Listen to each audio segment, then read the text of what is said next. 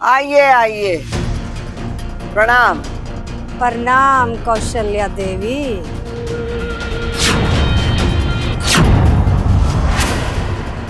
एमा, मैं इन्हीं का इंतजार कर रहा था। जब मैं नेवला खरीदने गया था ना, तो रास्ते में इनसे मुलाकात हो गई थी। इन्होंने कहा नेवला वेवला पालने की कोई जरूरत ना है, तेरी समस्या मैं खुद आकर सॉल्व कर दूंगी।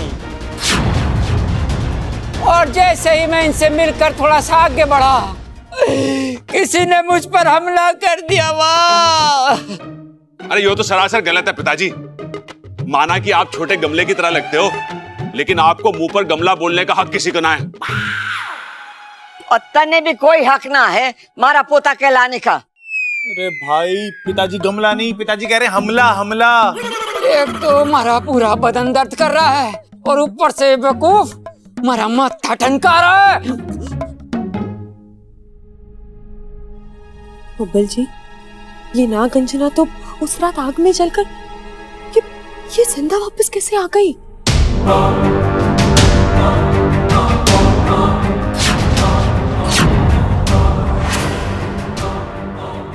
और बब्बल, कैसी तबीयत है तारी? मारी पूजा का असर हुआ कि नहीं? हुआ ही होगा।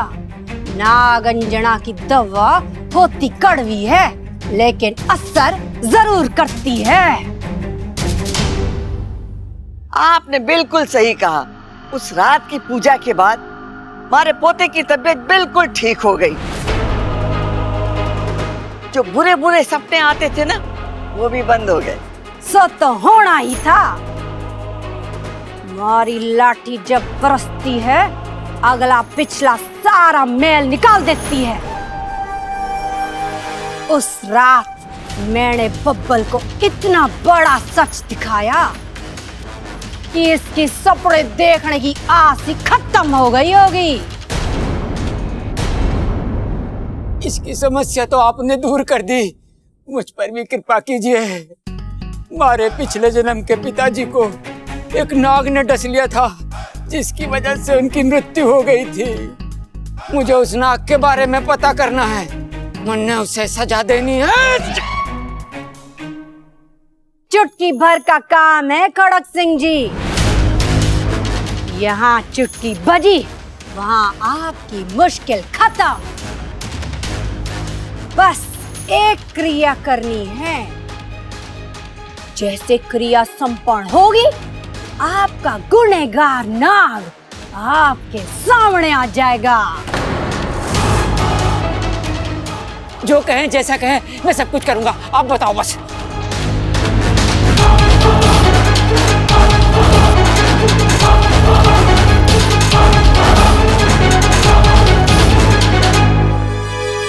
हे नागोविदेव, ये कौन सा नया इम्तिहान है? नागंजना सही सलामत है, ये फिर अपने पैंतरे फेंकेगी, फिर नागिस्तान का रास्ता जानकर वहां तक पहुंचने की कोशिश करेगी। अगर इसने मेरी सच्चाई घर वालों को बता दी तो? बब्बल जी ने तो मुझे अपना लिया है, लेकिन घर वाले कभी नहीं अपनाएंगे। ऐसे तो अनर्थ हो जाएगा। जो सहा, जितना सहा, सब माटी मोल हो जाएगा। नहीं, इसे बब्बल जी, वो सपेरन मैं संभाल लूं। बब्बल जी, आप जानते हैं ना वो कितनी शक्तिशाली है। पिछली बार जब वो आई थी तब वो कुछ नहीं जानती थी, लेकिन अब वो हम दोनों को जानती है, हमारा राज जानती है। मुझे बहुत डर लग रहा है। इच्छा, तुम डरो मत। वो जैसे आई है वैसे ही उसे वापस भेज देंगे। इस मुसीबत से जान छुड़ाकर भागे थे, आपके पिताजी उसी मुसीबत को घर ले आए। हाँ, तो वो जानबूझकर उस सपेरन को यहाँ पे नहीं लेके आए हैं। उन्हें पता भी नहीं कि सपेरन के इरादे क्या है, वो हमारे पीछे क्यों पड़ी है। वो तो बस अनजाने में ही सही, लेकिन उन्होंने मेरी मुश्किलें तो बढ़ा दी ना। हाँ, तो मैं हूं ना तुम्हारी मुश्किलों को आसान करने के लिए। इतना घमंड और गुस्सा दिखाने की जरूरत नहीं है। बब्बल जी, मैं कहाँ घमंड दिखा रही हूँ? या आने वाले खतरे के बारे में सोच सोच के मेरी हालत खराब हाँ, हो तो मुझे भी उस खतरे का एहसास है। इसका मतलब नहीं तुम।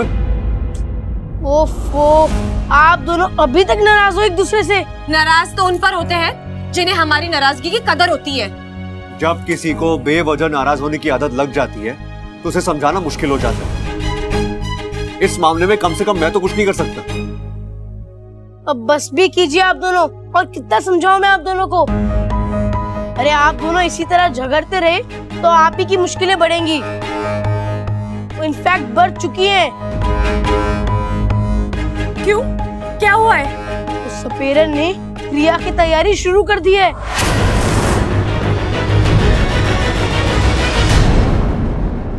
राजशेष सर्व संकट विनाशाय, पाप संहार माम रक्ष मेणागो।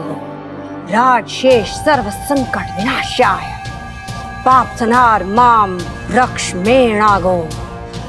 राजशेष सर्व संकट विनाशाय, पाप संहार माम मेणागो। राजशेष सर्व संकट विनाशाय, पाप संहार माम रक्ष मेणागो। राजशेष ये कैसी क्रिया है बबल जी? पाप संहार माम। बबल छोरा, आके पूजा में बैठ जा। नहीं दादी, आप तो जानती है ना, मैं इन सब चीजों में विश्वास नहीं रखता।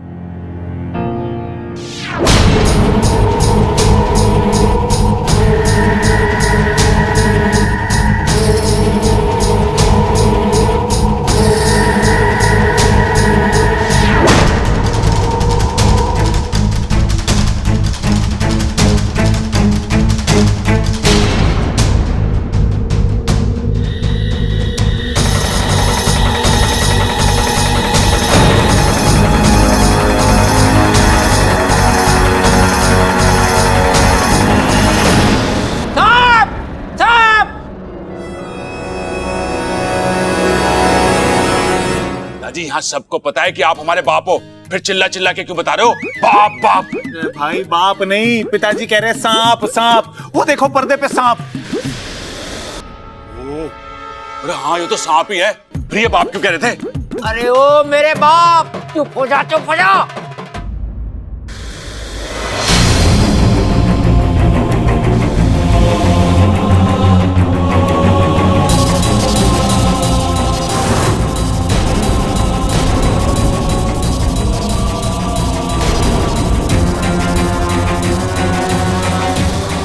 ये क्या था?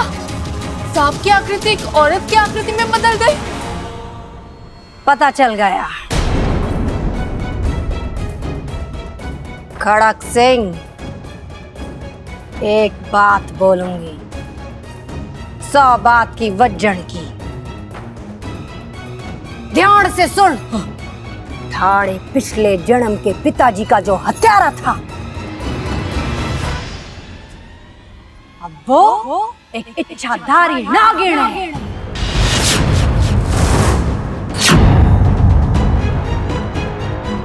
अच्छा, कहाँ है वो? नहीं छोड़ूंगा उसको। धीरज खड़क सिंह, धीरज। कुछ रहस्य इतनी आसानी से नहीं खुलते। आज जो क्रिया हुई उसमें बस मुझे इतनी जानकारी मिली है।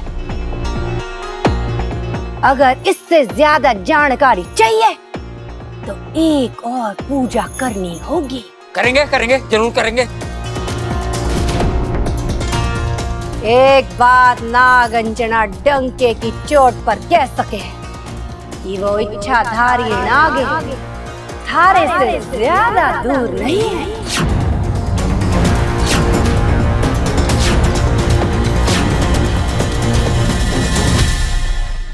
एक बात नागंजना डंके की चोट पर कह सके कि वो इच्छाधारी नागिन थारे से ज्यादा दूर नहीं है।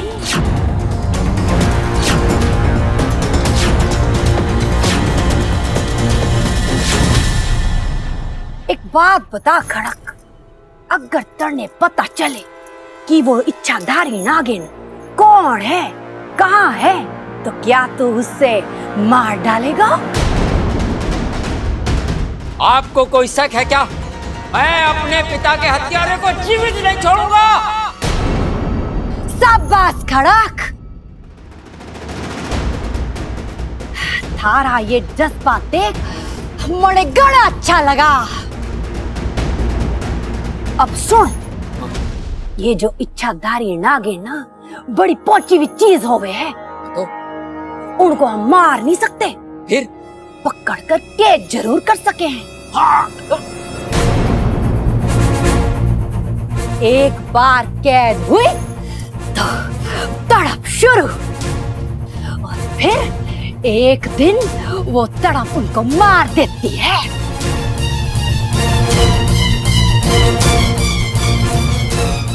अब बोल खड़क, आज शाम को पूजा करें? हाँ जरूर करेंगे, होगी पूजा। होगी होगी होगी। शाबाश। ममता, मेहमानों के कमरे में इनका रहने का बंदोबस्त कर दे। जी दादू।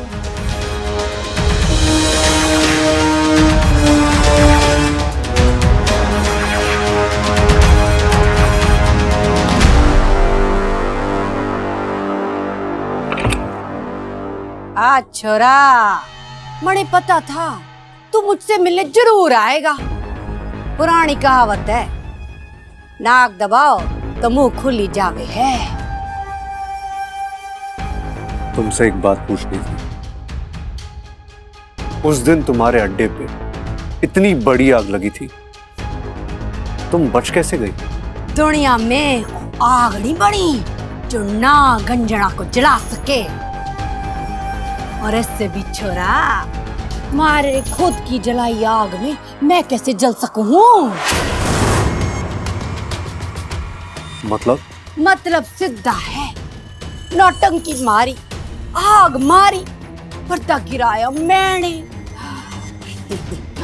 वो तुम्हारी योजना थी, तन्ने और थारी इच्छा को बेवकूफ बनाने की। मने घना यकीन था कि तुम लोग समझोगे, सपेरन मरी, जान छुट्टी।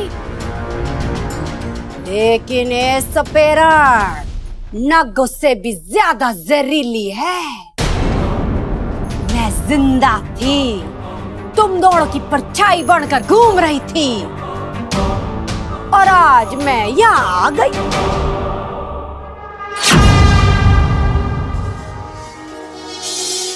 तो अब तुम क्या चाहती हो? वही जो पहले चाहती थी। लगता है तुम्हारी हारने की आदत छूटी नहीं है नागंजना देवी। इच्छा तुम एक बार बांध दे चुकी है, फिर से एक बात समझ लो, इच्छा से उलझना बेकार है। तो अपना बोरिया बिस्तरा बांधो और निकलो यहाँ से। ए छोरा, हाँ, बाण को लगाम दे। तड़के लगता है मैं ऐसे ही उठकर आई हूँ यहाँ। पूरी तैयारी के साथ आई हूँ। मुझे पता है थारा परिवार ही तुम दोनों की सबसे बड़ी कमजोरी है, इसलिए महारानी शाणा वही सब है। पिछले कुछ दिनों से उनको बारीकी से देखा है मैंने। कौन कहाँ जाता है, क्यों जाता है, किससे मिलता है, सबका लिखा जोखा है हमारे पास। और सबसे बड़ी बात, तू अपनी लाडली इच्छा को हर मुश्किल से कैसे बचाता है वो भी जानती हूँ मैं। इसका मतलब? एकदम सही सोच रहा है तू। मणे तुझसे सिर्फ नागिस्तान का पता चाहिए। अगर तू अपने परिवार को इसी तरह हंसता खेलता खुशहाल देखना चाहता है तो चुपचाप हमारी मदद कर, वरना इच्छा की सच्चाई सबके सामने और इच्छा घर के बाहर। 1 मिनट ना लगेगा मणे थारी शादीशुदा जिंदगी को खत्म करने में। एक बात तुम्हारी समझ में ना आ रही है, जिन लोगों ने थारे पिताजी को पीटा, तू उन लोगों की जान बचाने पर क्यों तुला है? क्या मतलब है तुम्हारा? मारा भोला छोरा बात की गहराई समझ ना पा रहा है। आसान शब्दों में बता दूं, थारे पिताजी को इच्छा के पिताजी ने मारा है। मैंने अपनी आंखों से देखा है। नाग नाग हो वे छोरा, उन्हें कितना भी दूध पिलाओ पलट कर डसने की नियत कभी नहीं छोड़ते। अगर तने अपने परिवार को बचाना है तो पहले नाग को ठिकाने लगाना ही होगा। और ये शुभ कार्य सिर्फ मैं ही कर सकूं। तू हमारी मदद कर दे, तुम्हारी मदद करूंगी।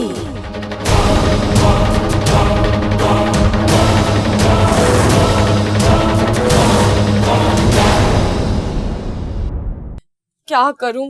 कैसे रोकूं सपेरन को? आज शाम की पूजा कोई साधारण पूजा नहीं होगी। इस पूजा के जरिए वो बब्बल जी से नागिस्तान का पता जानने की कोशिश करेगी। बब्बल जी, क्या हुआ? क्या बोला उसने? किसने? उस सपेरन ने। अभी आप उसी से मिलने गए थे ना? मैंने आपको उसके कमरे की ओर जाते हुए भी देखा था।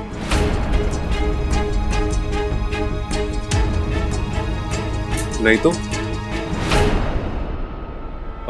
मैं उससे मिलने नहीं गया था। तो अब आप मुझसे झूठ भी बोलने लगे हैं। ठीक है, एक मिनट। अच्छा, तुमसे एक सवाल पूछना था। अगर कभी भी मुझ में और तुम्हारे परिवार में से किसी एक को चुना तुम क्या करोगी? किसे चुनोगी तुम?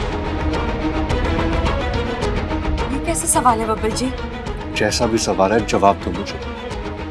ऐसे हालात कभी आएंगे ही नहीं। समझ लो ऐसे हालात आ गए तो तुम क्या करोगे? जाहिर सी बात है, मैं आप ही को चुनूंगी। मिल गया जवाब।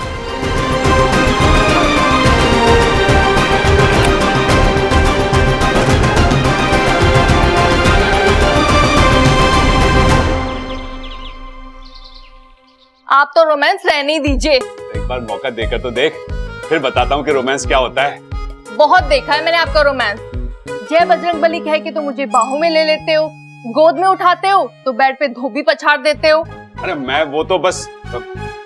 जी सुनिए ना, आप भी एक टीवी सीरियल क्यों नहीं बनाते हो? TV serial? मैं? अरे उससे क्या होगा? ताकि आप थोड़ा रोमांस करना सीख जाओ। आप ही देखिए ना, जो लोग टीवी सीरियल पे रोमांस दिखाते हैं उनकी असल जिंदगी में कितना रोमांस होता होगा। अरे बावली, तू रैपर देख के चॉकलेट के टेस्ट का अंदाजा लगा रही है। मतलब? अरे मतलब ये है कि टीवी पे रोमांस दिखाना अलग बात है और घर में रोमांस करना अलग बात। और टीवी पे सीरियल बनाने वाला भी घर में एक आम पति होता है जो काम और बीवी के बीच में हमेशा पिसता रहता है।